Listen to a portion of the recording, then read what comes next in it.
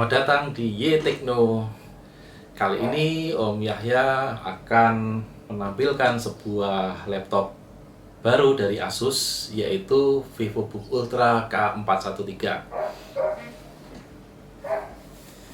Ini kita lihat sosok laptopnya.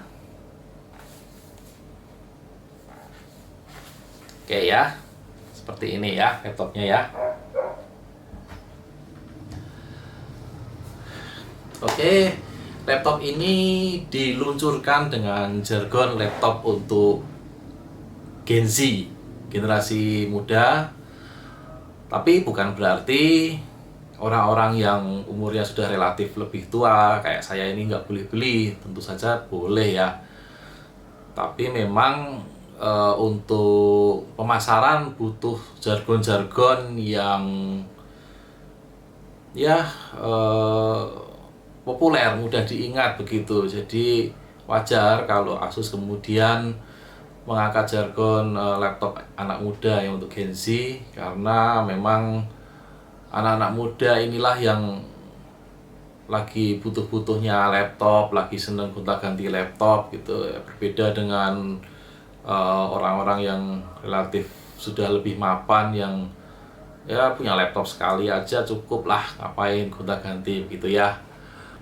Kondisi pandemi ini juga mengharuskan banyak orang bekerja dari rumah, lalu anak-anak muda tentu saja bersekolah atau kuliah dari rumah, sehingga kebutuhan akan laptop pasti meningkat ya, khususnya buat anak-anak muda itu. Itulah mengapa Asus menggunakan jargon laptop untuk anak muda. Oke, memang bukan cuma istilah saja, tetapi memang laptop ini memiliki desain yang anak muda banget gitu. Jadi cocok lah buat kamu-kamu yang sekolah kemudian ingin membeli laptop baru, butuh laptop baru, pasti cocok sekali melirik Asus VivoBook Ultra K413 ini. Oke, mari kita simak sekarang seperti apa laptop ini ya. Nah, dari sisi bodi terlebih dahulu kita lihat laptop ini tampil minimalis ya. Permukaan bagian apa ini, bagian punggung, kalau saya bilang bagian punggungnya itu tidak ada desain apa-apa kecuali brand Asus VivoBook di sebelah sini. Ini pun kecil ya, bukan logo Asus yang di tengah seperti biasa. Jadi ini sudah mengambil konsep VivoBook S433 yang pertama kalinya tampil minimalis dengan logo Asus VivoBook ya, ada VivoBooknya. Nah, bagian yang kosong ini bisa kamu manfaatkan untuk menempelkan stiker ya, namanya anak muda suka ya menempelkan stiker. Jadi silahkan tempelkan stiker di ruang kosong yang besar ini di sini.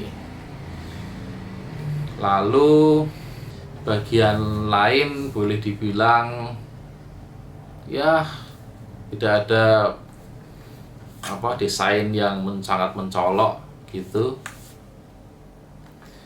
Oke, sekarang kita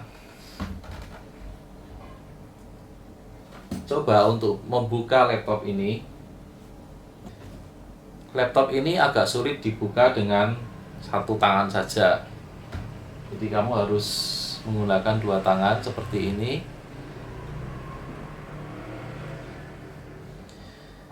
Di sebelah kiri laptop ini ada 5 buah port.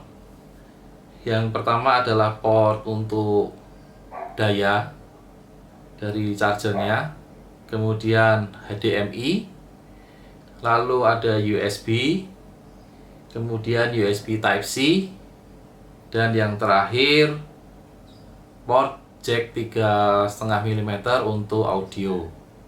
Di sisi sebelah kanan ada 2 USB dan sebuah card reader yaitu untuk membaca kartu micro SD. Nah, kalau kamu melihat laptop ini dari kejauhan itu terlihat mungil ya, walaupun itu berukuran 14 inci, ya memang mungil. Jadi kamu bisa menggunakan tas laptop berukuran 13 inci untuk menyimpan laptop ini, tetap muat, tetap masuk. Kenapa bisa begitu mungil? Karena menggunakan nano edge display.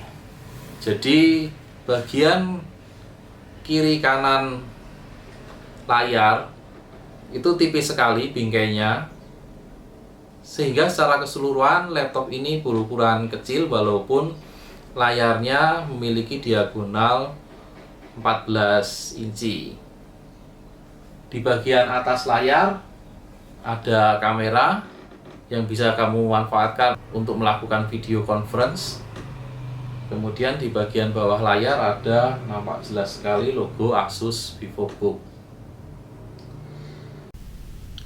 Resolusi layarnya adalah 1920 x 1080, sehingga ideal untuk ukuran layar 14 inci, memberikan pandangan yang luas. Mari kita cek resolusinya. Nah, itu terlihat resolusi maksimal di 1920 x 1080. Ya, meskipun laptop ini bukan yang tertipis dan teringan, tetapi cukup tipis dan ringan untuk dibawa kemana-mana. Ketebalannya kurang dari 2 cm, ya, 1,8 cm saja. Lalu bobotnya juga hanya 1,4 kg saja. Jadi laptop ini udah ringkas, ringan, enak dibawa kemana-mana. Memang cocok sekali untuk anak muda yang mobilitasnya tinggi. VivoBook Ultra K413 ini memiliki keyboard berukuran penuh, dalam artian bagian QWERTY-nya itu memiliki ukuran yang sama dengan keyboard eksternal untuk PC ya.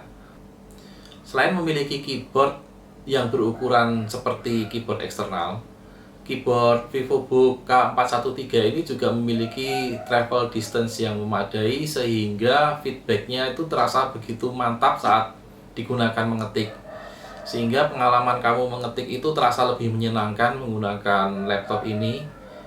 Berbeda dengan beberapa laptop lain yang pernah Om coba ya, itu akan terasa banget kalau mengetik itu sangat terasa nyaman.